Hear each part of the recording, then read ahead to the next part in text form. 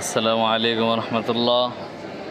Hello everyone, আমরা মাদ্রাসার ট্যাঙ্কি ও পাইপ পরিষ্কার করেছি এবং ট্যাঙ্কিটা আমরা ভিক্সল দিয়ে পরিষ্কার করেছি। পাইপেও আমরা ভিক্সল দিয়েছি। পাইপের ভিতর থেকে দেখেন কি পরিমাণ নোংরা বের হচ্ছে এবং বের হয়ে উতলা বের হচ্ছে আর কি। আপনারা দেখতে পাচ্ছেন এখানে ভিক্সল ঢালা হচ্ছে। ভিক্সল ঢালতেছে আমাদের মাদ্রাসার খাদেম।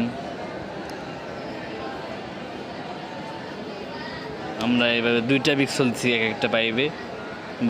অনেক ভালোই পরিষ্কার হচ্ছে মাশাআল্লাহ।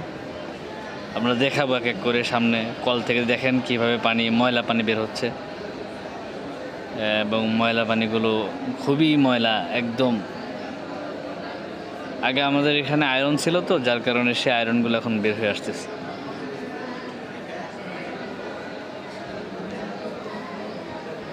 আপনারাও আপনাদের বাড়িঘরে আপনাদের ট্যাঙ্কিগুলো পাইপগুলো এইভাবেই পরিষ্কার করে নিন, যাতে করে এই ময়লার কারণে আপনাদের অসুখ বিসুখ না হয়, বালা মুসিবত না আসে।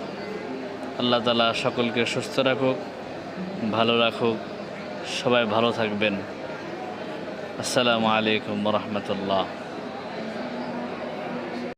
আমার আইডিটাকে সবাই সাবস্ক্রাইব করে দিবেন প্লিজ।